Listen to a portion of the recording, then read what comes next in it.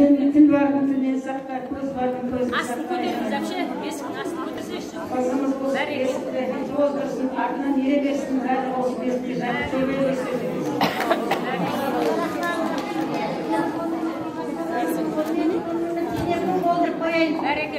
Мен өзім енем 16, 17, 18 осыған құсақ көтерген кісі. Мына нағашы апасы пәленбай баланы дүниеге әкелтіріп, әйел балдарын тудырған нағашы апасы. Осы кісілердің мына қызыма жолын берсін, жаным, алтыным.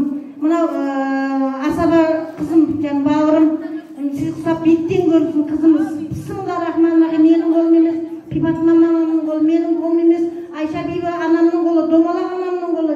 Айналайын Құдай қолдап, қорғап, мен негізі менің жолым емес, болсын рахмет. Мен де алдында үлкен абысындарым бар, ененің орнында отырсын деп, жаңағы солай өзі еттенген екен.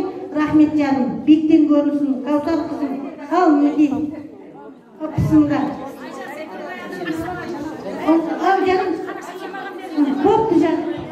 Құда қаласа Каусар қызымыз ілімді, білімді болсын деген ниетпен басына Құран кітапты қойдыңыз, апа, иманды қыз. Әпше, асықпаңыз, әлі бесікті оңдаған жоқпыз. Астына қойыңыз, апа, астына қойсаңызшы.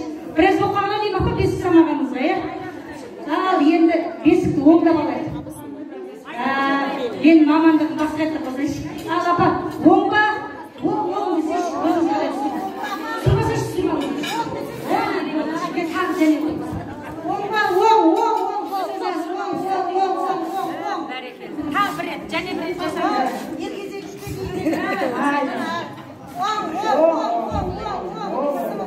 Бәрекелді. Енді апа, айнадай тұнық болсын, тарақтай көрікті болсын деген ниетпен басына қойыңыз енді.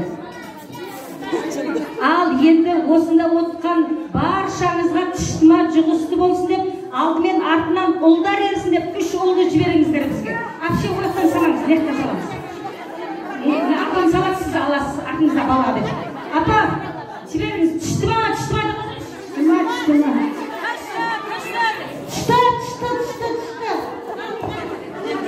Бір ұлға кетті, артынан ұл ерсін Құда қаласа.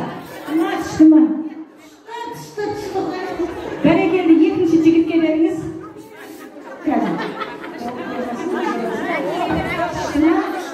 Шты ма?